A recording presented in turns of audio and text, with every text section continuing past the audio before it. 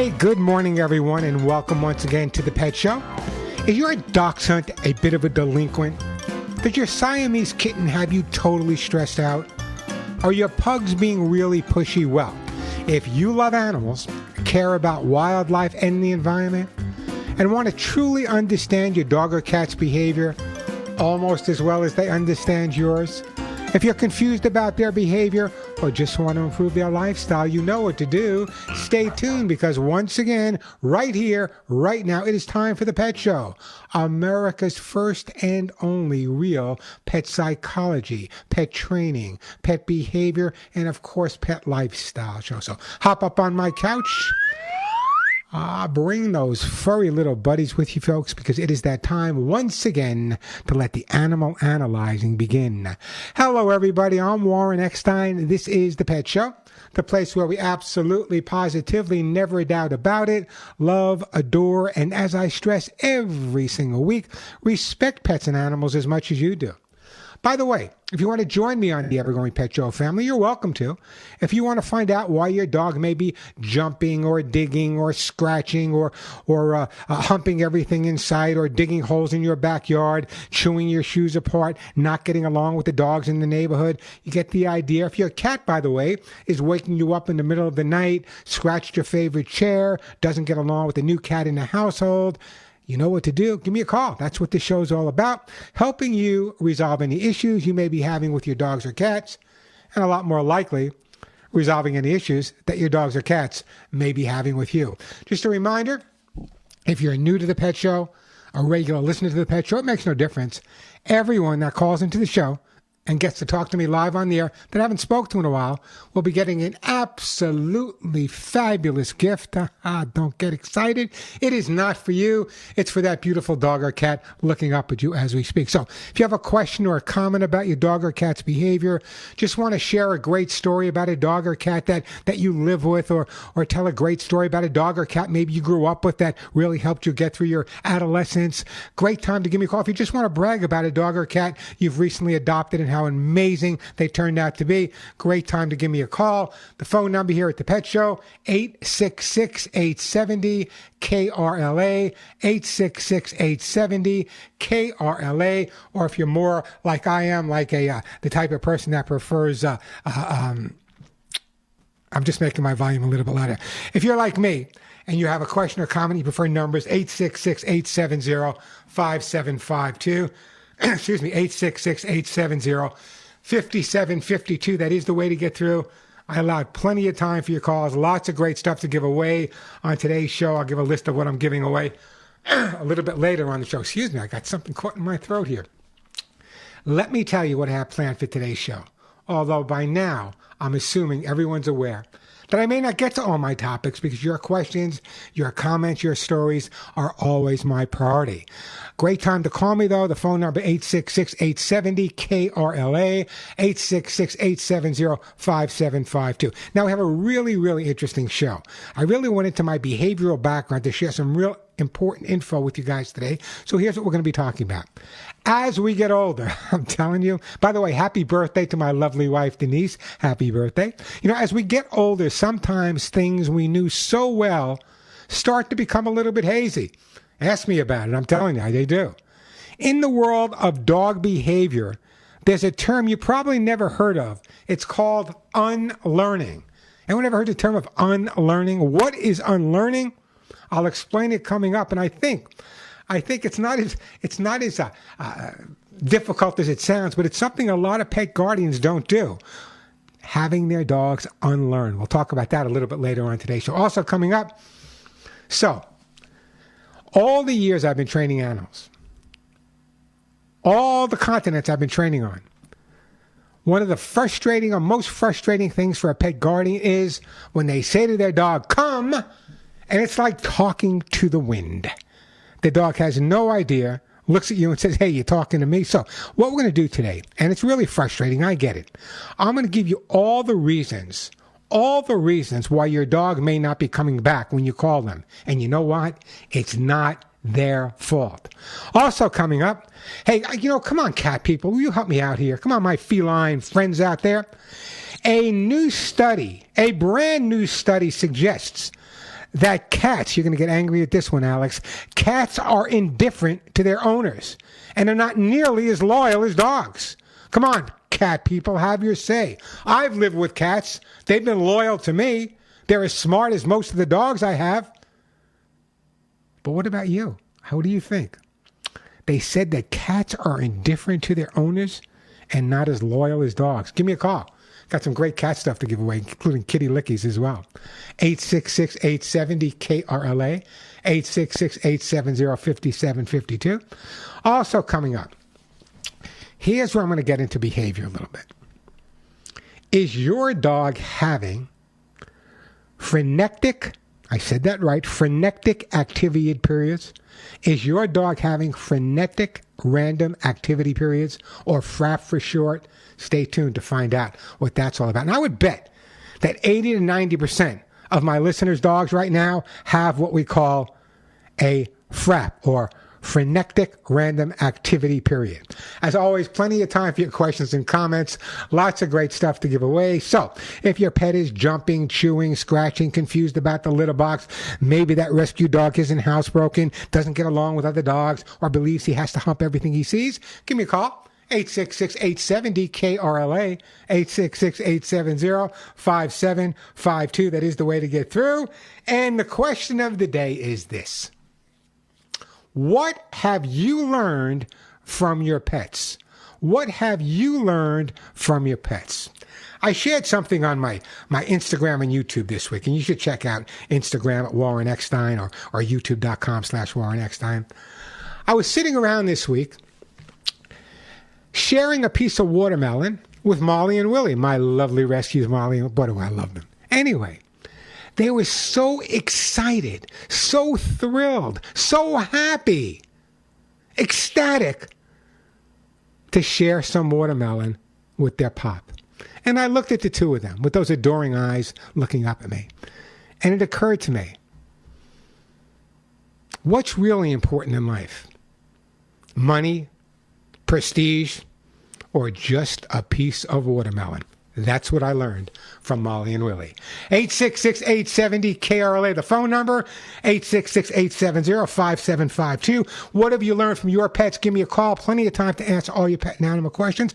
By the way, before we get started, and the phones are already, I'm going to get to you, Nancy, Paul, and Brandon. Before we get started, the Los Angeles County Department of Animal Care and Control is pleased to announce their second Heart to Home Super Pet Adoption event taking place today at the William S. Hart Regional Park in Santa Clarita from 10 a.m. to 3 p.m.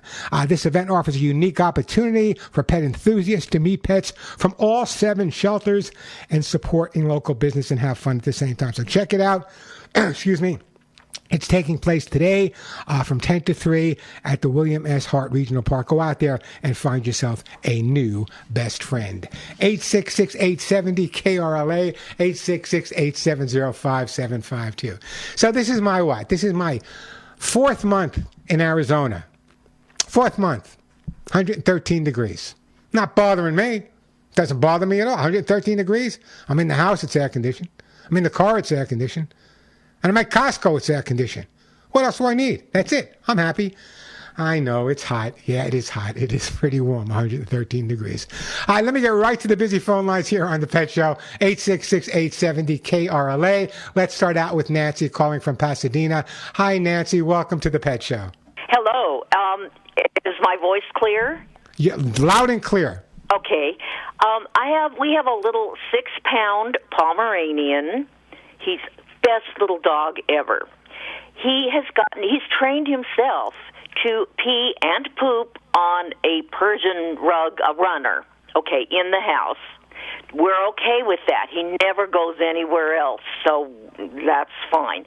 However, the rug is now soaked. We have to dispose of it. I've purchased a washable version, but I'm concerned that, we don't want to rock the boat. We want him to stay pooping and peeing in this spot that he's chosen.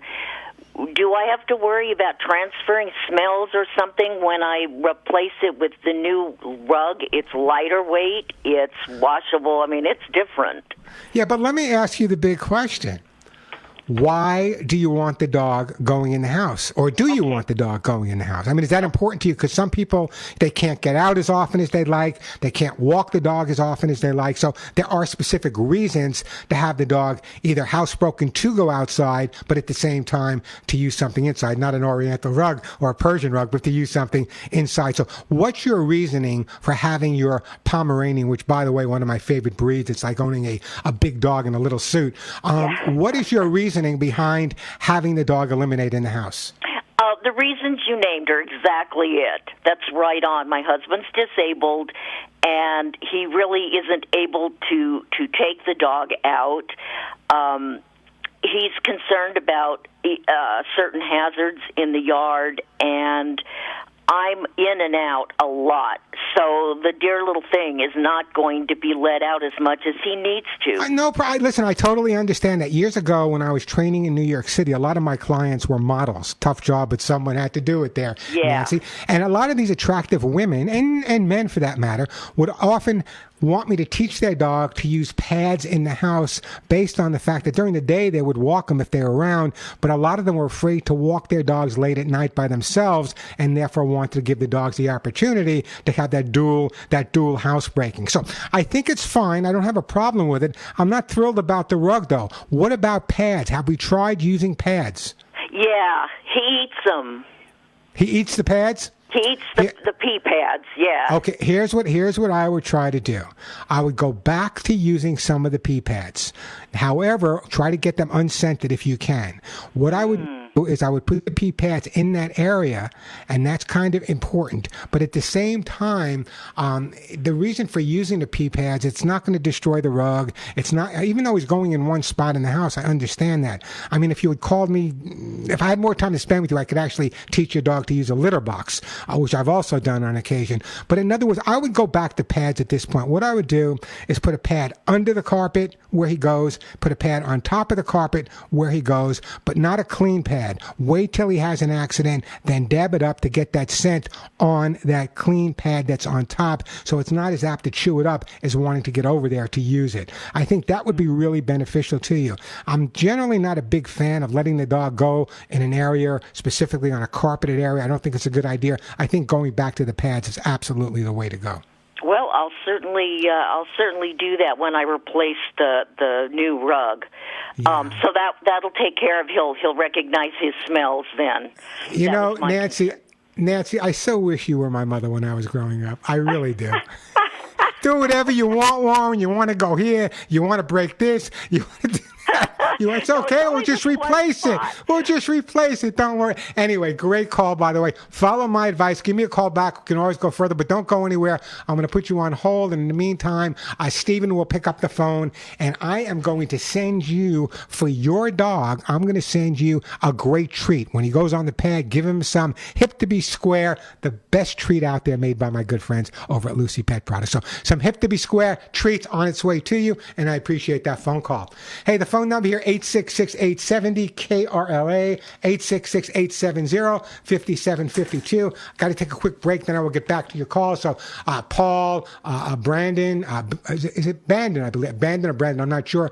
866-870-5752. That is the way to get it. By the way, my Hugs and Kisses are back. So I'll be giving away some Hugs and Kisses vitamin mineral supplements for the dogs today. I'll be giving away some copies of my best-selling books, those T-shirts. I can't keep those in stock. None of my friends Walk Upright, Lucy Pet Food, Kitty Lickies, Doggy Lickies, Natural Flea Spray. Lots of great stuff to give away. 866-870-5752. Speaking about Doggy Lickies, you know, way too much monkey business. We are back on the Pet Show. I'm Warren Eckstein. Phone number here, 866-870-KRLA, 866-870-5752. Hey, I've said this before, and I've said it every year for the last 43 years. 4th of July is when more dogs and cats get lost than any other time of year because of the loud noises and fireworks. So let me once again just stress this. If your dog or your cat is not microchipped, what are you waiting for? Get your pets microchipped now.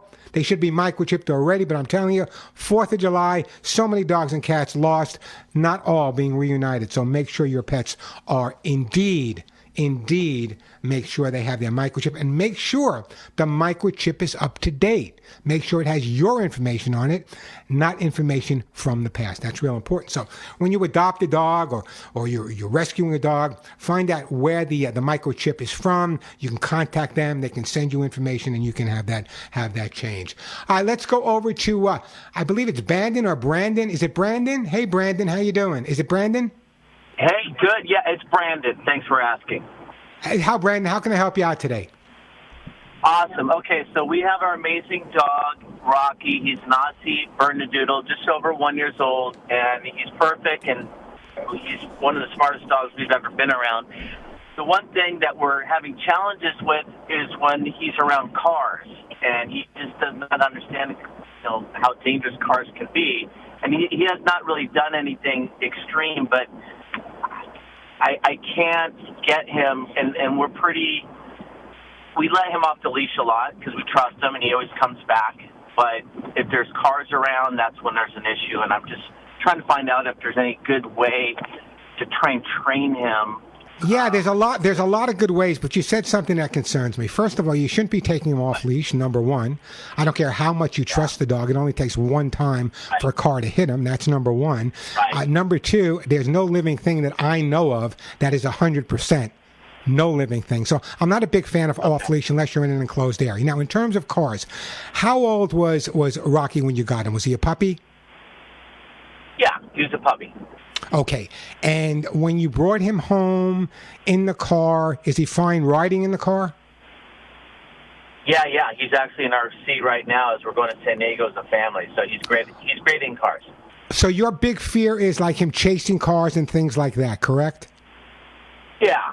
Okay. He's kind of like is not afraid to get in front of a car, kind of with a big laughing smile and with his tongue out, kind of like it's a game or something. Yeah, well, a couple of things. First of all, we can resolve that by him being on a leash and harness, right? That's number one. Right. And number two, and this is really kind of critical. I just did a whole video on this for my YouTube channel. Why is it that dogs are infatuated with going after cars? They always win. The car always runs away. The dog always wins. So that's one of the reasons that chasing cars is kind of a difficult thing. Now, it's very, very rare, very rare that I get really tough when it comes to behavioral issues. What is wrong with my throat today? Anyway, what I would recommend doing, and we're going to get a little tough. Now, when you say that you take him for a walk, if he sees a car, he doesn't mind running in front of it, running behind of it, or running right up to it, correct? Right. Yeah, he's pretty comfortable around it. He won't start, but yeah, he's pretty comfortable around it. From a training perspective, what I would be doing is working with him on his basic training, specifically in areas where there are a lot of cars. If you have friends, I'm sure you live in California, every one of your friends has a car or two or three. I would have you working with the dog on his basics when the car comes, keeping him on the sidewalk, keeping him on the street, and keeping him moving when the cars are coming and stopping and going. See, correction can be used, and a lot of trainers will say, well, jam on the brakes, yell at the dog, scream the dog. I don't want to make the dog fearful of cars. I want to make the dog respectful of cars. And the way to do that is to work on his basics. Obviously, a brilliant dog, to work on his basics, specifically where the problem takes place. Around cars, gradually in front of your house, maybe later on taking him to parking lots where a lot more cars. Once you get him to respond real quickly and properly around cars, then you're way ahead of the game. Okay. Now, do I want to reward him with treats? Is that like something maybe I employ? How about you reward him with a hug and a kiss? Oh, we do that all the time. I mean, well, that's more important. You know what? Treats. But what is he being reinforced for at this point? Is he being reinforced for not chasing the car? What's he being reinforced for? I would prefer not using a treat at this point. Unless if you want to use a treat, let me give you a hint. And this goes to anyone out there that wants to use a treat. Variable reinforcement. Every third time, every sixth time, every 10th time, every fifth time. Don't have any continuity in terms of when he gets the treat. Right. Make it variable. Let me do this. Brandon, let me put you on hold. How old is Rocky now? How old is Rocky? Rocky's just over 1 year old. Okay, so he's got a lot ahead of him. Don't go anywhere. I'm going to put you on hold. I'm going to send you a copy of How to Get Your Dog to Do What You Want. There's a whole chapter in the book specifically on car issues. I want you to take a good look at that and read it as well. Hey, great time to give me a call. The phone number here at the Pet Show, 866-870-KRLA, 866-870-5752. That is the way to get through. What is unlearning? What is unlearning? I know it's kind of a funky word, but what is unlearning all about? Also coming up, frenetic random activity period, FRAP for short. I bet your dog does this and you don't even know it. Great time to give me a call. I got hugs and kisses to give away, Lucy pet food, hip to be square treats, kitty lickies, doggy lickies, all natural flea spray, t-shirts, Lucy pet food, anti-lick paw spray, hotspot foam. So many great things to give away. Everyone that calls in and gets to talk to me live on the air will get a fabulous gift for their dog or cat. By the way, Father's Day weekend tomorrow. I'll talk a little bit about my dad a little bit later on today's show, but I got to tell you, when it comes to who I am, my mom had a lot to do with it. My dad, well, he's the guy who said to me, you know, Warren, it's okay to get a black eye and a bloody nose once in a while, as long as you stand up for what you believe in. The phone number here, 866-870-KRLA, 866-870-5752. Let me take a quick break. Great time to call me when I go to commercials, 866-870-5752. When we come back, we'll get right back to your phone calls. I'm Warren Eckstein. You're listening to The Pet Show. Cats, by the way, that's part of the, what I'm going to talk about later is that a study suggests that cats are indifferent to the people that they live with and are not nearly as loyal as dogs. Come on, cat people, where are you? Stand up for your cats. You know they'd stand up for you. I believe cats are just as loyal as dogs are in a different way. But according to this brand new study, cats are indifferent to the people they live with. What do you think? Give me a call, 866-870-KRLA. 866-870-5752. We're going to get to you, Paul. We're going to get to you, Jamil, I believe it is, and Neil, just a second. But I want to talk about this. You know, this is important to me as a trainer, having trained well over 40,000 animals on every continent. I want to talk about something I call unlearning. You know, once your dog has learned its behavior, it's important to maintain it. There's such a thing as unlearning. And just like us, things can start to get a little bit rusty and hazy. It's important that your dogs perform consistently. So what you need to do is, even though your dog may have been trained when he was a year old, refreshing him every couple of weeks or every couple of months is great for his ego. It boosts his ego because he's hearing, what a good boy, what a good boy. But just as important, it gives you that opportunity so the dog doesn't become rusty. Letting your dog practice and rehearse the skill through refresher lessons will maintain that over time. How many people have told me, oh, my dog's trained. I had my dog professionally trained 5 years ago. He's the perfect dog, except what? If you maintain that training and reinforce it, you'll never have to worry about unlearning. Hey, listen, I used to be a great bowler when I was younger. I used to bowl like crazy. My father was a bowler. I used to bowl. I couldn't even tell you what to do now. It's been so long. It's something I unlearned over the years. Bottom line is, our dogs unlearn as well. So remember, keep up. It's great mental stimulation for your dog and really makes that relationship even tighter. 866-870-KRLA, the phone number. Hey, Paul in Van Nuys, welcome to the show. Yeah, thanks, Warren. I just got a kitty 2 weeks ago out of a shelter, and he had some sneezing problem. I had a complimentary visit yesterday at a veterinarian, VCA, what do you call it? And the veterinarian declared him in excellent health in every way. We talk about that survey. This cat is totally indifferent, and I don't know. Whoa! How long have you had the cat? 2 weeks, but he just sleeps. He acts like an old cat. But he's coming into a new home. No, you got to go. Listen to me carefully, okay?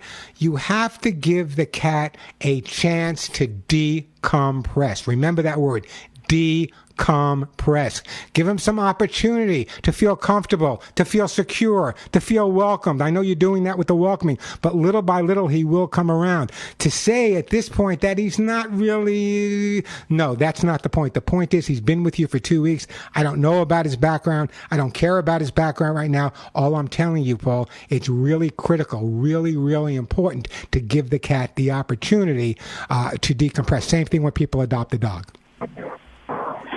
Yeah, it's just I was getting concerned because he's a young cat. He doesn't play. Doesn't do. He did it first, but now he's just completely lethargic. I know it's a small, hot place I have here, but I don't. Yeah, but sometimes when a cat first comes into a home, or you go through a little bit of a honeymoon period. Oh, I'm glad to be here, looking, and the cat's enjoying it. But then they really, life kicks in, and they start thinking about maybe the past or what's different now. Give him some opportunity. Don't negate playing with him. Don't negate sitting down and talking with him. Don't negate all of that. Do it. But the bottom line is, if the vet is giving you a clean bill of health and the cat seems pretty healthy, give him some time to adjust, and eventually you'll be calling me up and say, hey, Warren, this cat will not leave me alone anymore. Well, I hope you're right. But right now he acts like an old cat, not a 10-month-old cat. Just sleeps, so I don't understand. Well, you've only had it for 2 weeks. Where did he come from? Shelter, East Van Nuys shelter. Okay, do you know anything about the cat's background? They said that no, I don't. They gave him all the shots and he's microchipped and everything. No, but what I'm saying, do you know anything about his background? How he wound up at the shelter? Yeah, somebody had him for 8 days and gave him back. Well, there you go. The cat listen, cats learn through association. The bottom line is you have a cat went from at 10 months old, he went from one home to another home. Now he went to the shelter. Now he's in your home. Give him a break. Let's give the cat a break here, Paul. It's going to take some time. I promise you he will come around. What I want you to do is sit down, and this is going to sound a little crazy. Heaven forbid I should sound crazy. I want you to sit down. What's the cat's name? Fritzy. I want you to sit down with Fritzy every day and say, Fritzy, you have just hit the lottery. You're living with me now, Paul. We're going to make life great for both of us. I know you may be a little fearful at this point. You may be a little apprehensive at this point. Give it some time. You will get to love me as much as any animal loves me, and I'll get to love you more. I give love him the some cat. time. I know, but you got to give him some. He doesn't love me right now. No. Not that he doesn't love you. He has to adjust to you. He has to. Okay. Are you married? Paul, are you married? No, my longtime girlfriend's in a permanent care center. She has heart failure. Okay, well, I'm sorry to hear that, but the bottom line is, in any relationship you start, whether it be a human relationship, a relationship with a dog, a cat, a horse, it doesn't make any difference. It takes time for that relationship to establish itself and that relationship to build, and that's exactly what's going to happen. The more positive relationship you have with the cat, the better off you're going to be, and the better off you're going to be means the better relationship you're going to have. It's going to be one full circle, and I promise you, give him some time to adjust. He loves you just as much as you love him. Unless he's a little apprehensive at this point, give him some more time. Hey, Paul, when was the last time I spoke to you? It was last week, and I've got things coming, so don't do anything. But I will donate it, Paul. But in the meantime, I got to move on. But follow my advice. Don't lose your patience. Give him some opportunity. Gosh, our animals have so much more patience with us than we have with them. And great for Paul to adopt this cat. But if someone else wants to respond to this as well, anyone out there adopted a cat or a dog that may have been a little apprehensive at first, and you might have thought, well, maybe. And then all of a sudden, one day you woke up and there was this big, wet tongue licking you across the face from this dog or cat that you thought wasn't in love with you. I want to hear from you guys as well, because as I said to Paul, it takes time. This is a 10-month-old cat. Someone had him for 8 days and gave him away. He was taken away from his mother and his litter mates, gone to a home, was there for 8 days, brought to a shelter. I don't know how long he was at the shelter. Now he went to Paul's house. Gosh, that's a lot. That's an awful lot for a little cat to go through. So, Paul, I promise you he will come around little by little, but have those conversations with him. There's nothing better in terms of establishing a relationship with your pets than talking to them. Listen, when I take Molly and Willie for walks, especially when I was living in L.A., I would have full conversations with them. Religion, politics. They're not going to argue with me, right? I can talk politics or religion with them. And people would look at me like I'm crazy. But that's the bond. That's the bond. They're not a dog living in the wild with other dogs. It's not a cat living in the wild with other cats. They're living in an environment with human beings. Give them some time to adjust. Let's face it. It's not easy living with people. That's why my t-shirt says, none of my friends walk upright. The phone number here at the Pet Show, 866-870-KRLA, 866-870-5752. I'm going to take a break. When we come back, Neil, you're going to be up next, Jamila, you're going to be up. Then we're going to go to Neil, we'll go to Patricia. Got a couple of open lines. While I got you for a couple of minutes, let me just talk about Father's Day coming up tomorrow. One of my most important days. My dad was my hero, Purple Heart recipient, spent 6 years in the jungles of New Guinea during World War II. Interestingly enough, very, very rarely talked about his experiences. As a matter of fact, in my closet right now, I have his Army shirt, Army Air Corps at that point. He taught me an awful lot. I mean, he had a lot of issues because he was so, 6 years in the jungle. Listen, no one comes back the same. But one thing he taught me, number one, and I'm so proud of this, he taught me what being a man is all about. Now, I know there's a lot of people say, well, men, women. He taught me what it's like. Yeah, he taught me to respect women. He taught me to respect all people. He taught me to respect my beliefs, never be afraid to stand up for what my beliefs were about. And believe me, I've had my black eyes, I've had my bloody noses, but the bottom line is always never compromise my beliefs. And that's one of the things that stays with me to this day. I remember years ago when I first came back from overseas, and he was proud of me when I came back from overseas. And when I told him what I was going to be doing, at first he kind of looked at me like I was a little crazy. Animal behaviorist, animal training, animal psychology, what are you, nuts? But then as I progressed, he educated himself more about behavior, so I would have conversations. So, Dad, you've been gone quite a while. He died very young, 62 years old. God bless you for bringing me up the way you did. I will always honor and respect you and respect your time in the military, your time before the military, and your time after the military, and just thanks for being my dad. Hey, the phone number here, 866-870-KRLA, 866-870-5752. Let me do this. Let me take a quick break here. Then when I come back, I'll get to all your phone calls. I won't have to rush anyone. Right now, I want to tell you, and we are back on the Pet Show. I'm Warren Eckstein. That phone number, 866-870-KRLA. Nice and cool in the house right now, 113 outside. I can deal with it. I'm tough. We're going to get to all your calls, I promise. We got an hour and a half to go. We're going to get to Jamila, Stormy, Patricia, Monica, Neil. But first, have you heard of pre-pup checklist? We know what prenuptials are, right? When people get married, they sign an agreement saying if the marriage ends in divorce, you get this, I get this. Well, now there's the pre-pup checklist. Now, even though it's not legally binding, you can have a contract, and more people, I don't know what the divorce rate is, but it's absolutely crazy. With more and more people getting divorced, attorneys are suggesting that if one of the person comes into the relationship living with a dog or cat, it should be kind of put legally if the relationship were not to work out, who in fact that dog or cat should live with. And not on a shake of a hand. I mean, do it legally. Listen, over the years, I don't talk about that much, but years when I was living in the East Coast, I was constantly being called by judges and attorneys as a professional witness. That would call me in to decide, hey, Warren, help us figure out who the dog or who the cat would be better off living with when the divorce is finalized. Not always an easy decision, but I think I often made the right one. Anyway, pre-pup agreement, not as legal as a prenuptial, but if you're getting into a relationship and it's going to be a long-term relationship, make sure you have something legally written so you know what happens to the dog or cat or whatever pet you have if something were not to work out. 866-870-KRLA, the phone number. The phones are jam-packed. Let me shut up and start taking some calls. Jamila, Sacramento, welcome to the Pet Show. Hi, Warren. How are you? I am doing great. How about yourself? I'm great. My family's been listening to you like 20 years plus. Oh, I'm glad to hear that. And we love you. Well, thank you. I appreciate that. And we love you, too. So I have a 12-week-old Dotsie. And he's so great. He's a really smart dog, and I've been taking him to work. And for the past, 3-4 weeks, he's been great. So I put him in there. He has a crate and the pen. And then I go in the other room. I'm a massage therapist and an esthetician. And I go in the other room and work on my client. And then sometimes he'll start crying.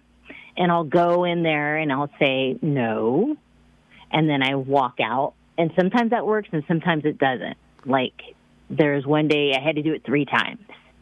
Have you ever considered giving the dog a massage before you left to calm him down? Well, I feed him before I start setting up for my clients and then play with him, and then he falls asleep. So I thought we were on that routine, and he decided to change it. So in other words, when you're with a client now and he's in that area, he's whining, whimpering, barking. Yeah, he'll whine. He'll start to whine. There was one time where he whined and I just let him, and then he fell asleep. And playing Enya doesn't work, huh? And what's that? Playing Enya doesn't work. Oh, yeah. Yes, it's spa music. The spa music is in that room. a couple of things that are real. Machine. I think a couple of real things that are important. Number one is before you have a client, what I would try to do is give the puppy a little aerobics class. I think that's really, really important. And in terms of the whining, what I would do is when you don't have clients, I would practice going in and coming out. And don't make a big deal out of it. Don't say goodbye. Don't say hello when you walk back in. Don't walk in and give him a treat. He's going to associate that with the whining, getting the treat for him. So it's one of those things where it's a little bit of separation anxiety. Remember, how old did you say the dog was? He's 12 weeks, and I've had him since May 11th. So he's only been separated from his litter mates for a little bit of a time. So here's something that's really important to remember. A lot of people would say, well, it's separation anxiety. I don't think it's separation anxiety. I think it's more of an abandonment issue. Less than 6 weeks ago or 7 or 8 weeks ago, he was taken away from his litter mates, separated from them. So now you replace his litter mates as being his love, his friend, his best partner. And then when you leave, he's not sure that you're going to come back based on the fact that it's happened to him before. So it's more of an abandonment situation. That's why I want you to leave him for a short period, then come back in. No long hellos, no long goodbyes. Maybe you can find one special item that he only gets when you leave. Also, he's teething at this stage, so his gums hurt a lot. Take some of his toys, pop them in the freezer, put a little cheese whiz on them, let him chew on the frozen toys. It will eliminate the teething pain, just like a frozen teething ring for a baby, increase his exercise factor, and you'll be way ahead of the game. Don't overreact to it. He will be fine, I promise. Dachshunds are incredibly amazing dogs. I had the opportunity of working with a lot of them. And yeah, they're this is our 4th one in our family. And yeah, so then you know how smart they are. You know how smart they are. Yeah. I think you need to give them a little bit more time to adjust. Got it. And then after their treatment, they get to hold him. And so because I'm trying to get him used to being with people. Yeah, but maybe, I don't know if that's a great idea because now you just left them alone. And, well, if he's being good and they want to go back in there at that point and hold him, that's okay. But if he's been whining, I wouldn't let him in to be held because you don't want to reward that negative behavior. Right. Okay. That's great. That's what I do. Hey, listen, do you have a copy of my book? I don't, and I would love one. I'm not going to send it to you. Yeah, I am. Anyway, Jim, I'm in one of those. So listen, don't blame me. It's 113 degrees where I'm living right now. Okay, so anything I say could be part of the delirious heat. I'm going to blame it on that from now on. Anyway, listen, don't go in. I'm going to put you on hold. The lovely Steven's going to pick up, and we're going to send you a copy of How to Get Your Dog to Do What You Want. Here's the deal. I got to take a break. The phones are jam-packed. I'm going to get to all your calls. You know what that means. I'm going to cut off a lot of my topics for the next hour and just go down my list. Neil, Monica, Patricia, Stormy, Kaylee will get to all your calls right after this. A quick break, then right back at you. And I am Brave Dog. There's no such thing as an ugly dog. They're all beautiful. Hey, the phones are jam-packed. Let me see if I can squeeze in Neil here. Monica, Patricia, Stormy, Kaylee. We're going to just take a break for the top of the hour for a couple minutes. You'll be my first calls when we come back. But right now, let me go to Neil in Venice. Hi, Neil. Welcome to the show. Well, hello, Warren Eckstein. Great show. Great to hear you. Great to be on the show. Yeah, I have a little Maltese. I was going to say Maltese Falcon, the movie. But she's a Maltese mix, and I don't know what she's mixed with. I think it might be Yorkie, but... Who cares? Who cares? It's a blended breed. Who cares? Anyways, I don't know, but that's besides the point. She's an adorable little dog, and anyways, but she's junk food junkie. That's the bottom line. The previous owner has told me that she gave her chicken McNuggets and KFC and all this stuff. Anyway, I tell you what, if I get a chicken McNugget, she loves it. If I brought home a Big Mac and broke it up, and she ate almost the whole thing. Yeah, but this is a little dog. It's a little dog, Neil. How much salt, how much fat can the dog take? Get her on dog food. Get her on dog food. What I'm going to do. No. Yes, listen to me carefully. What I'm going to do is I am going to send you some doggy lickies. This is specifically where doggy lickies come into play. Number one, it's kind of like a mousse. You can just put it over whatever food. I'd love you to put it over to Lucy Pet Food. Put it whatever food you're feeding her. It'll really encourage her to eat. What you're doing right now, I know it's out of love. I know you want to make the dog happy and you want to give her that Big Mac or that whatever. But that's not healthy for the dog. When you want the dog to be nice and healthy, number one, let's get her on regular food, regular dog food. I'm going to send you some of the doggy lickies to get you started. Give me a call back in a week or so, Neil. How's that? We'll see how the doggy lickies are doing.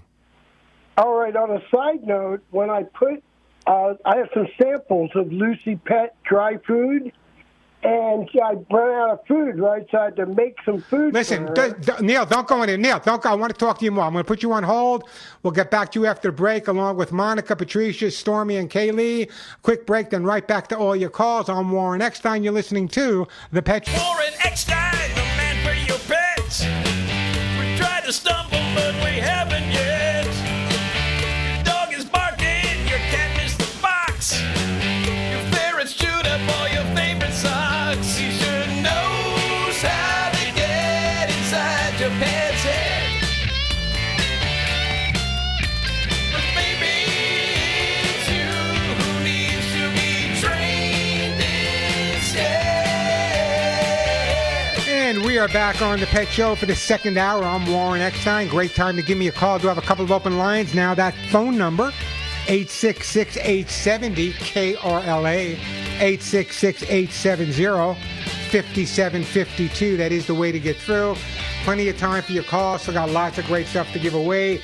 Hugs and kisses, copies of my books, those T-shirts that say none of my friends walk upright, all natural herbal flea spray, Lucy Pet Food, anti-lick paw spray, Alice, just great stuff to give away. So if you have a question or comment, great time to give me a call. The question of the day is, what have you learned from your pets? You know, we can learn an awful lot about life from our dogs and our cats. What have you learned from your pets? I'd love to hear from you. If you get through, I will be sending you, your pet a great gift. 866-870-KRLA, 866-870-5752. That is the way to get through.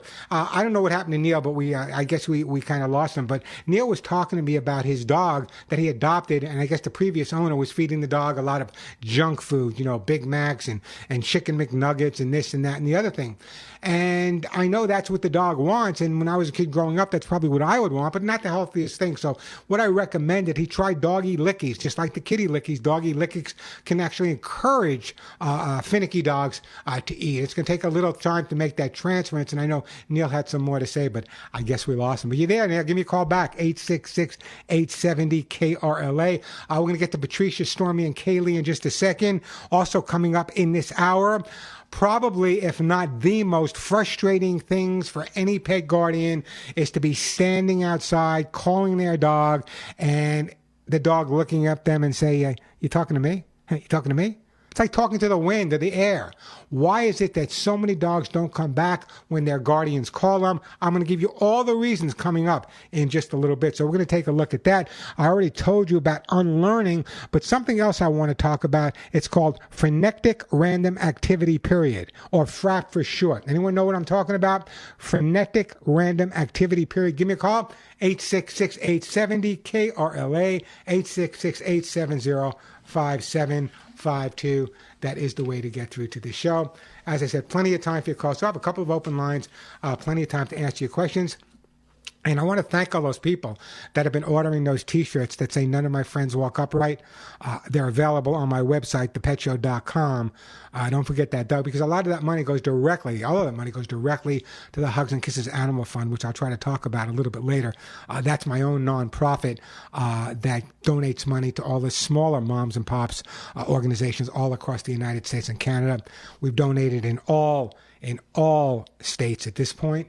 And it's made a difference for a lot of these groups thanks to you and your support of the Hugs and Kisses Animal Fund. So check out hugsandkissesanimalfund.org, or to order one of those T-shirts, go to my website, thepetshow.com. Again, the phone number here, 866-870-KRLA, 866-870-5752. I want to hear from you guys. What have you learned from your pets? More than circle 3 times before you lie down, I hope.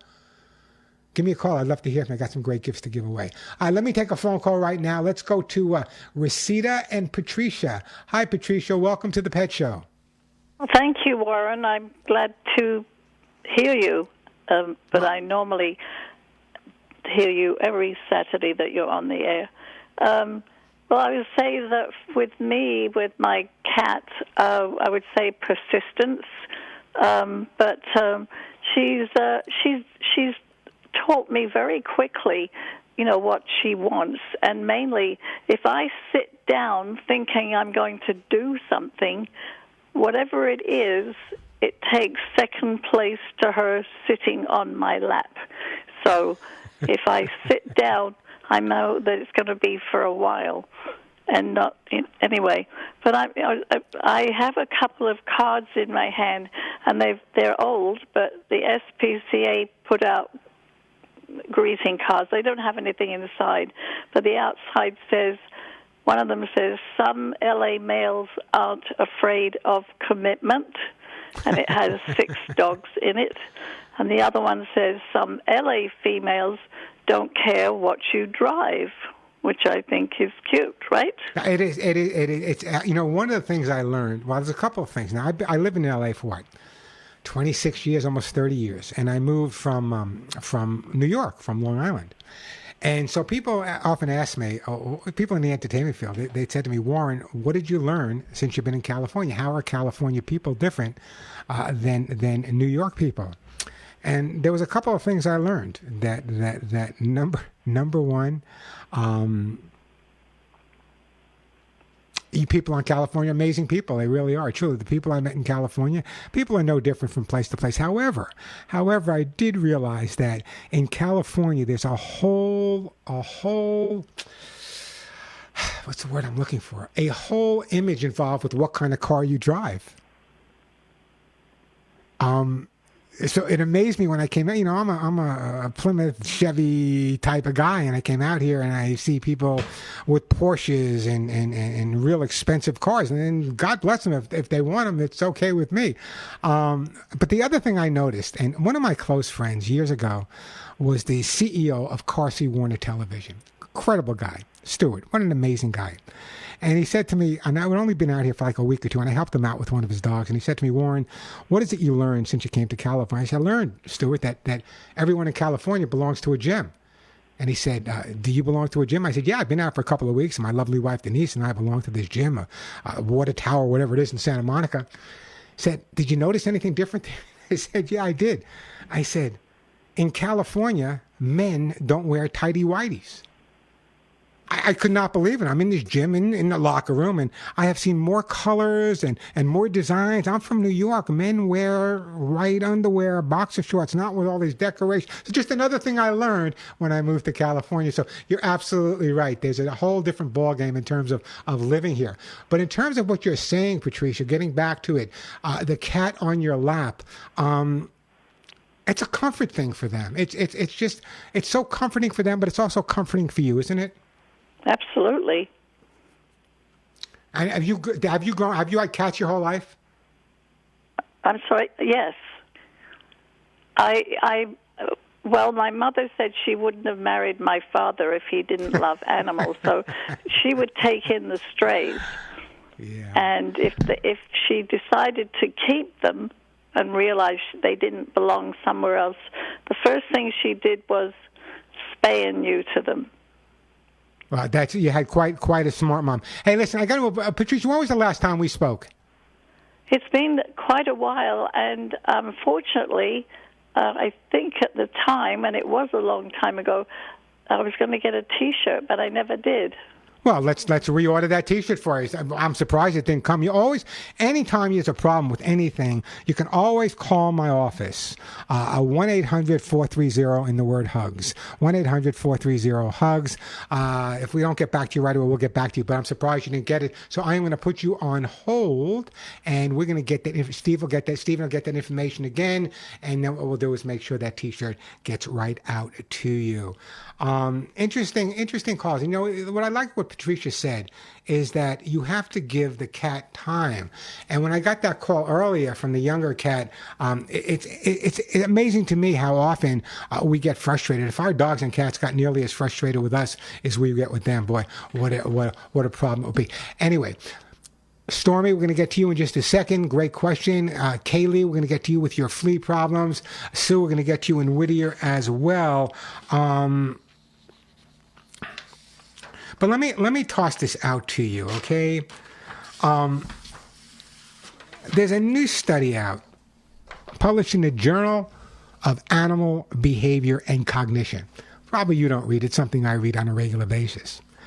And this study in the Journal of Animal Behavior and Cognition suggests that cats are not as loyal as dogs to their owners. Does this, in fact, the studies say, mean that cats are indifferent towards their owners? What do you guys have to say? Come on, cat people. I mean, you know, I know cat people sometimes are a little bit more laid back than dog people, but they're knocking it, saying that cats are not nearly as loyal, as loving, as dogs are. Maybe these are people that just never been owned by a cat. I don't know. Every cat I ever lived with is loyal, is loving, is not indifferent. Am I the only one that feels that way about cats? Come on, guys, give me a call, 866-870-KRLA. I want to hear from you guys as well. How could they possibly say the Journal of Animal Behavior and Cognition suggesting that cats are not as loyal and that they're indifferent towards the people they live with? Give me a call, 866-870-KRLA, 866-870-5752. That is the way to get through. Plenty of time for your calls. Lots of great stuff to give away. Let me go to... let me go to Stormy. I may have to put her on hold to take a break, but we'll try to get her through. Hey, Stormy, welcome to the Pet Show. Hi, I have something. My cat, one of my cats, my daughter's cat, escaped last Thursday, last week. And I was looking everywhere. I cleaned out everything everywhere I could think of. I couldn't find her. And my sister said, finally on Saturday, she got it at 11 o'clock at night on Thursday, because I have it on camera, but we didn't check the cameras till Saturday evening. So we realized she was gone. We walked around the neighborhood, we shook the food, the whole bit. I came home and I put her food out on the porch a little bit in water because she has prescription diet. So does my other cat has prescription diet, so they're really restricted. Anyways, I was sitting here and I put the food out. At 5 a.m. I woke up and I went outside. I looked at the food dish, and it was eaten like a dog ate it. It was not how a cat eats it. It's the way a dog eats it. So I said, I went back in for 15 minutes. I came back out, and there was the cat. And she came back in the house, and it was fine. But when I looked on my camera, to review what had happened, sure. Like the past hour before that, she came. Oh, no, the coyote came. There's a coyote out front, running around out front, probably up getting the food, running around, saying, where's that cat? And then the cat, a minute later, because I have it timed, the cat came back up on the porch. And she sat there and looked through the bushes, because I have a bunch of plants and bushes on my porch for Amazon packages not to get stolen. And the cat, actually, no. Anyways, I can't believe the coyote didn't snatch her up. Do you have a explanation for that? Yeah, I have an explanation. Keep the cat inside. No, the cat is microchipped, is inside, but I came in the other door to secure. Oh, I see. So no she got out and she escaped. That's the scenario, right? Yeah, I just went outside to grab an Amazon package, and while I was grabbing the Amazon package, she slipped out. What we need to do is, number one, is I would make the indoors a lot more interesting for the cat. Number two, though, and this is real important, I don't like to discourage this, but sometimes we have to get a little tough from a life-saving perspective. So we're going to have to teach the cat not to go out that back door. So what I would do is when you go in or out of that back door, here's what I would do temporarily, is I would actually take some aluminum foil and put it by all the doors. I mean, crinkle it up and put the aluminum foil by the front door, by the back door. Cats despise walking, or most cats despise walking on aluminum foil. That might be enough to get her through, get the idea across to her. So I would put the aluminum foil down. If that doesn't work, there are other ways we can approach it. But in the meantime, we have to get rid of the coyote. Now, I love coyotes. Where I live in Arizona, just the other morning, I go for a walk at 6 o'clock in the morning because it's the only time it's cool enough to go for a walk. And while I was out walking, not with my dogs, I was walking by myself, there was a group of 6 coyotes on the same path as I was. Now, obviously, it's me. I'm not afraid of coyotes. I know what to do and I have to do it. And the bottom line is, I'm saying to myself, well, that's me, but what if someone else was walking their little dog along here and these 6 coyotes were out there? So one of the things I always carry with me, didn't have to use it this time, I always carry an air horn with me.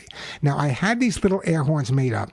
We have them on my website, thepetshow.com. I think they're like $9, but the next time you see that coyote in your backyard, a couple of beeps of the air horn may be enough to get him away. If that doesn't work, what I would recommend that you do is go online on Amazon or wherever you go and buy yourself some cougar urine crystals. If you take those cougar urine crystals and you put that at the perimeter of your property, yeah, they stink a little bit, but the coyotes, knowing that their predators are out there, will not come onto your property. So those are 2 approaches that I would use. Keep the cat inside, which I hope you're going to do with some of the foil, but more importantly, try using the air horn as well as some of that cougar urine on the outside. Does that answer your question?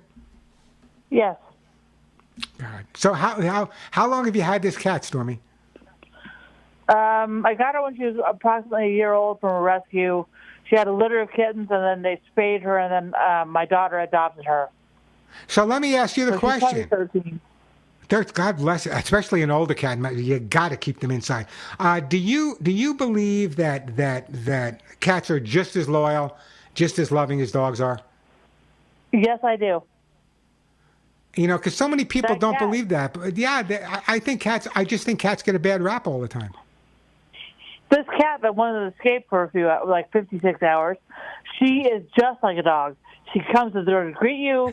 She comes to bed with you. She lays by your feet or on your lap. I mean, she's always talking. I mean, she's a really neat cat. I'm like, you must. Well, then you do this. Like, You give that cat a big hug and a kiss. I'm going to do this. I'm going to put you on hold, and I am going to send you for your cat. You know what? I'm also going to. I know I've given away, Joey. I know I'm giving away a lot of kitty lickies, but some of my listeners need. I'm going to send you some kitty lickies for your cat, and I appreciate that phone call. I'm so glad. My fingers are crossed on. Every time I hear that the cat get out and it was like coyote, it always kind of freaks me out a little bit. Keep your cats inside. Now remember, 4th of July around the corner. Lots of noise, a lot of craziness. Keep them inside. Let me take a quick break. Then we'll get back to all your phone calls. We're going to get to Kaylee and Sue and David right after this. A quick break. Right now, I want to tell you guys. A little bit of the doggy do blues out there. I'm Warren Eckstein. This is the Pet Show. We're going to get to all your calls. Sue, David, Kaylee. The phone number 866-870-KRLA, 866-870-5752. The question of the day is, what have you learned from your cats? New study says cats are not nearly as loyal as dogs. I want to hear from you as well. If you get through, a great gift will be on its way for your cat or your dog. 866-870-5752. That is the way to get through. So I'm going to get to all your calls. This has been an incredible week for me. My lovely wife, Denise, who, by the way, is celebrating her birthday today, had knee replacement surgery on Tuesday. So she's kind of like, walking around the house with a walker, and the pain's a lot better today than it was. But the reason I bring that up is because Molly and Willie have absolutely glued themselves to Denise since she came back from the surgery. I mean, glued themselves. I have to fight with them just to get them outside, just to eat, just to give them a treat. It's amazing how our pets, dogs, cats, whatever, pick up on the fact when something is not right with us and their entire life is spent physically or emotionally just trying to make us feel better. Does that make me crazy or not? I'm telling you, Willie and Molly did not leave Denise's side since Tuesday when she had the surgery. And today it's her birthday, so they know there's going to be some birthday cake maybe, so they're not leaving her side for an entirely different reason. 866-870-KRLA, the phone number. Let's go to Kaylee, then Sue, then David. Hey, Kaylee, welcome to the Pet Show. Hey, Warren. Good to hear from you. Good to hear from you. What can I do to help you, Kaylee? So, Warren, I am having a real problem with flea infestation for my two little dogs, Solo and Axel. I live in the North Hollywood Valley Village area, and so for the last couple of months, I've noticed they've had fleas. So I took them to the vet, who gave them a flea pill, which did absolutely nothing. And then I resorted to just basically shampooing them with like high-end flea shampoos. I've used diatomaceous earth, and I realized that the fleas are not just on them. I probably have a flea infestation, and I'm trying to find a way that's going to be not too expensive to be able to take care of the flea problem in the house, because I can just see it's like 95 degrees right now, and I don't see this problem getting any better anytime soon. So if you have any suggestions for me on how to take care of the flea problem in the house and with the dogs. Yeah, a couple of things. First of all, let me tell you something about fleas. When the world comes to an end, when the Armageddon does happen, two things will survive: fleas and cockroaches. Take it from me, they will be around. Now, fleas are incredible. You know, fleas can, I remember doing a segment years ago. I had to bring fleas on a TV show. I think it's easy collecting fleas and putting them in a jar. Let me tell you, one of the most difficult things I ever had to do. But let me explain something about fleas, okay? Fleas, you need to make sure that when you're getting rid of fleas, you're doing a thorough job, because if you're just getting rid of the live fleas and the eggs are still there. So a couple of things I'm going to recommend to you. Number one is I want you to test the dogs every day for fleas. It's easy enough to do. Just roll them around in a white towel. If you notice black specks, take those specks, put them on a moist paper towel. If they turn red, you have fleas, but you already know you have fleas. The other thing I'm going to recommend that you do is I want you to go, and I don't want you to use all these other things on the dog. By the time the vet gave him the pill and you're doing this and you're using that and you're using this, they're going to glow. They're going to be chemically, don't do it, okay? The other thing is I want you to go out and buy a flea collar, but don't put it anywhere near your dogs. Take the flea collar, cut up the flea collar, put the flea collar inside your vacuum cleaner bag. This way, vacuum the house a few times every day, and when you vacuum the house, if you normally vacuum the house, any fleas or flea eggs that get into the to the vacuum cleaner are just going to come right out. But if you have something in there, they won't. So one of the things I've always recommended is get a flea collar, never put it near the dog or cat, just cut it up into pieces, put it in the vacuum cleaner, so when you do vacuum up, you're now treating the environment at the same time as you're treating the pet. Now, that being said, there are some flea infestations that can really, really go on and really, really make a mess in terms of how many fleas are around. You know what? Let me do this. Can you hang on for a while, Kaylee? Okay, we lost Kaylee. I was going to send her some free, that's easy for me to say, free flea spray. Kaylee, call me back. Anyway, this is going to be a horrible year. The hot weather, the rain we had, so fleas are going to be around. So the way best to treat fleas is to treat the environment and the pet at the same time. Now, when I say the environment, if it's a dog that goes outside, it's critical to treat the outside area as well. Now, make sure whatever exterminator you decide to use, whatever people you decide to use, make sure you know know exactly what they're using. You don't want anything that's dangerous for your dogs out in the yard as well. Or if they have to use something a little stronger, make sure you know how long you have to stay off of that backyard, or your dogs have to stay away from the backyard. So from a flea spray perspective, I use an all-natural herbal flea spray, which I would send it to you. You can also make your own flea spray as well, which I'll go into another time. You can save some orange peels and lemon peels and grapefruit peels and boil them up, then strain them, mix them with water, put them in a spray bottle. The citrus will keep fleas away as well. But there's so many things that people don't understand. Oh, Kaylee's back. Okay, so let me do this. I'm gonna take a break. When I come back, we're gonna go to Kaylee. I'll finish up with Kaylee. Then Sue, you'll be up next. Then Dave. I want to hear Dave and his loyalty to the cat. So don't go anywhere. The phone number here at the Pet Show: 866-870-KRLA, 866-870-5752. That is the way to get through. So let me take a quick break now. Every week, we are back on the Pet Show. I'm Warren Eckstein. Let's get back to Kaylee. Hey, Kaylee, you with me now? Hey, Warren. Okay. Warren? I'm here. I'm just turning up my volume a little bit. I couldn't hear you. Okay, so basically, you were talking to me specifically about the fleas. And so one of the things I suggested is, number one, is you have to treat the environment at the same time as you treat the pet. That means the outside, the inside, and the pet at the same time. Now, if you're going to get an exterminator to come to your home, make sure they're using something that's safe for your pets. That's really important. But at the same time, the suggestion I made about the flea collar in the vacuum bag is really important as well. But I want you to check the dogs for the fleas every day. Also, I'm going to send you some all-natural herbal flea spray. I want you to use that as well. It's all natural. The problem is so many of the products on the market contain all these chemicals, and people mix them together, and they can be toxic. So all-natural herbal flea spray on its way. Check out the flea collar and the vacuum cleaner, and then perhaps call an exterminator and find out what they can do to help get rid of the fleas in your backyard. When I lived in LA, I had an exterminator come to my home every few months, and he sprayed the backyard. I've never had a flea problem, but he sprayed the backyard for fleas just in case, because neighbors have dogs and people walking dogs in the alley. So that ought to help resolve that for you. How's that sound? So I have one more question. I have hardwood floors and tile in the kitchen, so I don't have a vacuum cleaner to cut up the flea collar and put that in. And when I went to the pet store that I always go to, I had asked them if they could recommend anything I could use for the house. And have you ever heard of them? I guess it's like a bomb that goes off in the house. You can't be in the house. I don't know. Yeah, it's a flea bomb. They sell it for fleas. They sell it for cockroaches. What it is, it's a canister, and you open the top, and a cloud comes out and spreads around the house, killing fleas or whatever bugs you're trying to get rid of. I'm not adverse to it if, in fact, it's the infestation is that bad.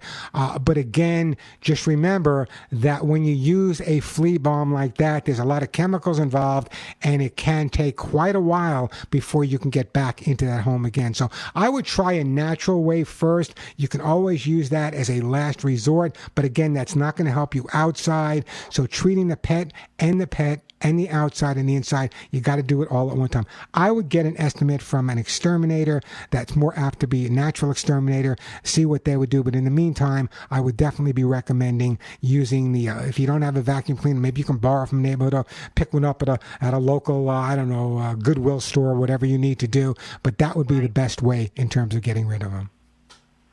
Okay. All right. I'm going to try all that, because I hate to see these poor guys so miserable. I've just been I put them in the bathtub. I don't run the water. I just comb the fleas out, and then I put a treatment on them, like a natural flea treatment. But are you using a flea comb? I do. I have a really high grade flea comb. Okay. And I comb through them. And what do you do? What do you do after you comb through them? What do you do with the fleas that are on the comb? Oh, I have like a mixture of just water with hardcore lemon juice and apple cider vinegar. Here's what you do. Here's what you do. You just dip it in alcohol. That's all you need to dip it in. Just regular alcohol. Dip it in alcohol. That'll kill the fleas right away. That's what you need to give it a try. I got to move on, but I'm going to put you on hold. I'm going to send you some all-natural herbal flea spray. It's a battle. It's a battle. I'm telling you. It's, as I said, fleas are going to be around forever, but you need to get them under control, and that's the best way to do it. If you just treat one part without the other part, it's not going to resolve the issue. Hey, the phone number here, 866-870-KRLA, 866-870-5752. Let me do this. Let me go to Sue, and then David, you're going to be up, and then Cheryl, you'll be up as well. 866-870-KRLA, the phone number. Let me get to Sue right now. Hey, Sue, welcome to the Pet Show. Hello? Hi, Sue. How are you? Oh, I'm fine. I have a cat, Michelle, that's 16, and she wasn't drinking or eating for a couple of days. I brought her to the vet. He did a blood workup and said she has female coronavirus. Yeah, which is totally different than the human corona and totally different than dog corona. So what is he doing to treat it? Well, he put her on antibiotics. Okay. And he gave me some liquid to make her appetite better. Yeah. And I finished with that, but then now when I went back, he checked and said now she's hypothyroidism. And I have a little pill. I have to give her half of it twice a day for that. I finished the antibiotics, and she seems to be doing really well. Well, so then are you able to give her the pill the vet gave you? She took it at first. I put it in one of these pill holders.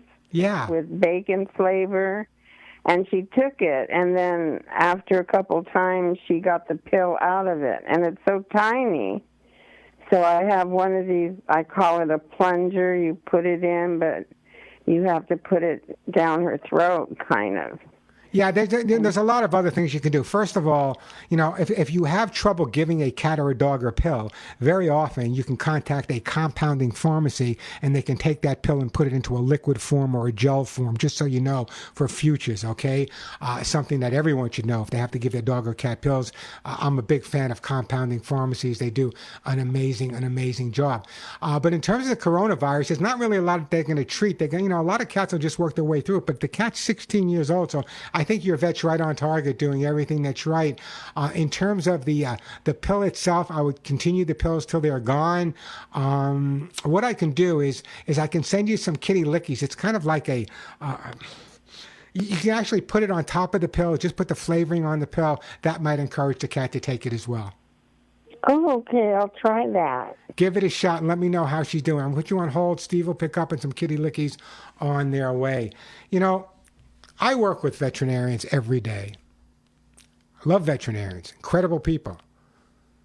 They should be sainted. But the bottom line is, as you hear me say all the time, no one's omnipotent. If you have a dog or cat and your vet prescribes a pill for your dog or cat and you can't get your dog or cat to take the pill, what's the point? If you're having trouble, ask your vet to recommend a compounding pharmacy. What a compounding pharmacy does is they're able to take medication, whether it be for your dog, your cat, or yourself, and put it into a flavor, a liquid, a gel, whatever they need to be, a chewable tablet, gummies now, who knows what they're doing. But having medication that your pet doesn't take makes no sense whatsoever. So it's really important to understand, and you hear me talk about compounding pharmacies all the time. If your vet gives you medication and you can't give it to your dog or cat, ask your vet about recommending a compounding pharmacy. Good luck to you. Give me a call back and let me know how you're doing. Doesn't have a vacuum cleaner, but that's the house I want to live in. Hey, the phone number here at the Pet Show, 866-870-KRLA, 866-870-5752. That is the way to get through. Let me do this. Let me take a break. David, you're going to be up next. Cheryl, you'll be up right after that in Park with getting your dog fixed. And David wants to talk about the loyalty of cats. The phone number here at the Pet Show, 866-870-KRLA, 866-870-5752. And hopefully I'm going to have time, but I want to go over all the different reasons why when you call your dog to come to you, he doesn't. Yeah, you talking to me? I ain't coming back. I don't want to come to you right now. I'll come to you when I'm good and ready. Why do dogs do that? I got the reasons coming up. 866-870-KRLA, the phone number. I'm Warren Eckstein. This is The Pet Show. Be a dog. We are a cat, rather, or a dog. Doesn't make any difference. It's cool to have a pet. We are back on The Pet Show. Just a reminder, if you're not following me on my YouTube channel, get over there. It's free, and there's lots of great info I share there. I just put up some great stuff as well. So youtube.com/Warren Eckstein, youtube.com/Warren Eckstein, or check out the website, thepetshow.com. I think you'll enjoy the website, thepetshow.com. Let me get back to the phone lines here, and let's go to my friend David in L.A. Hey, David, welcome to the show. Yes, hi, Warren. And by the way, congratulations on the birthday of your wife, Denise. Yes. We're going to have a great time this afternoon. With a knee, though, I'm getting away with murder because we can't go anywhere. So I'm getting away easy this year, David. And by the way, congratulations to you for having helped a lot of us pet lovers over the years. Well, I appreciate that. I will just tell you a little bit about why I think cats are loyal, and they don't deserve that bad reputation, at least the ones that I know. My girlfriend, for example, has 4 cats, Tiggy, Misty, Tapica, and Houdini. And Tiggy in particular is very, very loyal. My girlfriend, sadly, has been bedridden since August of last year. Oh, I'm sorry. And she has a problem with her back and with her knee and just a number of other issues. And her cat, Tiggy, often crawls into her lap and snuggles and muzzles with her and really makes me realize how loyal and how loving her cat is. Not that the other cats aren't, but Tiggy is particularly loving and loyal. And in addition, my mother, when she was alive, had, at the moment, I should say at some time, 12 different cats. Wow. And one of those cats was named Tyler, and another cat, Tiger. And my dad was particularly close to Tiger. And one day, Tiger, to give Dad a present, I think he thought it was the greatest present he could give my father, he brought a mouse into the house and put it on the table as a love offering, I think, from my father. So...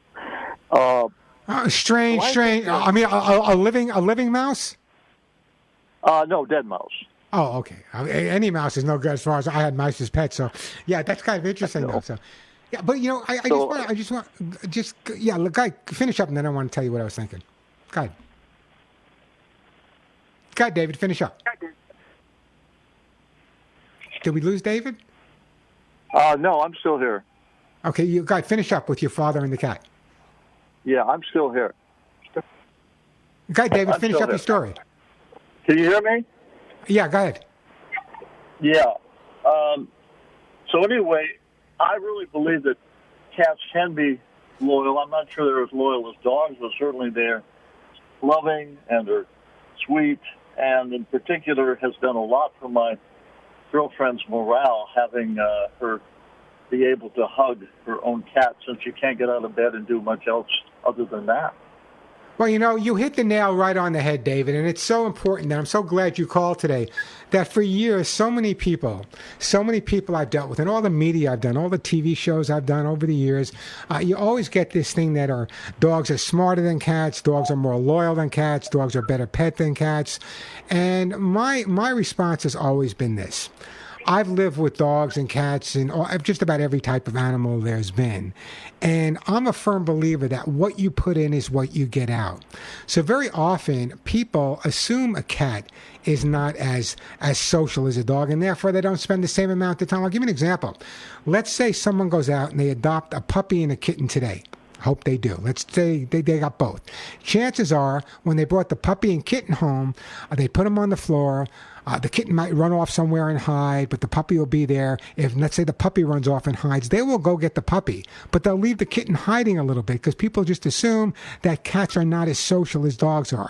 Every cat that I've ever had the absolute pleasure of living with was so social that there's no difference between their relationship and me and the relationship and dogs and me. Yeah, maybe my dogs came a little bit quicker, but once they got there, the loving I received from both the cats and the dogs was right on target. What a great call, by the way. And you're so right, David, that cats, and I'm so glad you called. I know other people were afraid to, that cats are just as loyal, just as smart. I often joke that some people assume that cats can't be trained, and that's because cats are so smart. They convince people that they can't be trained, but I got to be honest with you, as far as I'm concerned, cats are just as loyal and just as loving as any dog could possibly be.